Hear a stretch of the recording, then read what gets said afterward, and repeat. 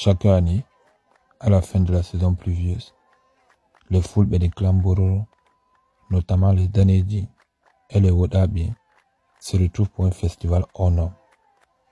C'est celui de la séduction, de la mise en valeur de la beauté masculine et la célébration de l'amour à travers le mariage.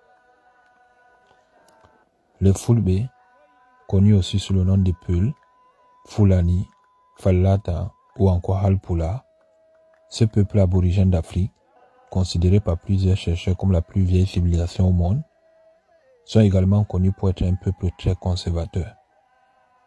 Depuis l'époque coloniale, les Fulbe font partie des rares peuples d'Afrique à avoir conservé leur héritage ancestral en intact. C'est ce qu'ils appellent le Finatawa.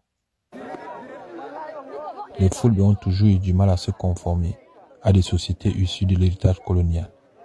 Aujourd'hui encore, les Fulbe s'ouvrent au monde et s'ouvrent aux autres, tout en restant eux-mêmes. Chez les Peul, le culte de la beauté est cultivé comme un véritable art de vivre depuis des siècles. La beauté physique a une place importante dans l'identité culturelle des Peul. Pour eux, même les troupeaux d'animaux, en l'occurrence les bœufs, doivent être toujours beaux. Ce festival, appelé le Guéréol, se déroule en plusieurs étapes. Tout d'abord, les Fulbe se retrouvent entre eux pour fêter les retrouvailles. C'est l'occasion pour les différents clans de retour de transhumance de se retrouver.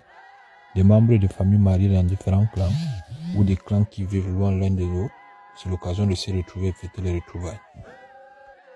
Ensuite, ils vont installer plusieurs campements, ils vont égorger des bœufs, faire à manger, faire de la fête pendant plusieurs jours.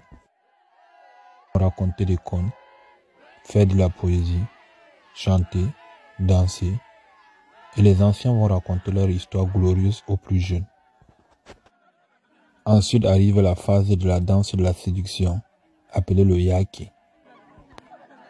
Les participants vont se rendre beaux, ils vont se peindre le visage en rouge, en jaune ou en blanc. Ils font des grimaces pendant la danse du Yaki pour attirer l'attention des participants et faire remarquer les jolies dents blancs et les yeux blancs qui sont des atouts chez les Fulbe. Un groupe de participants de jeunes filles célibataires vont passer choisir chacune à leur tour. Elles vont choisir le plus beau, en tout cas celui qui les a le plus séduits. Le candidat qui sera choisi par le plus de participants sera déclaré comme le vainqueur du festival par un membre de jury composé de sages femmes venues des différents clans. Les jours qui vont suivre, les candidats vont s'approcher de celles qui les ont choisies, ils vont faire connaissance, les deux familles vont s'approcher également, négocier les mariages et ensuite célébrer les mariages. On dit à Rama Fulbe.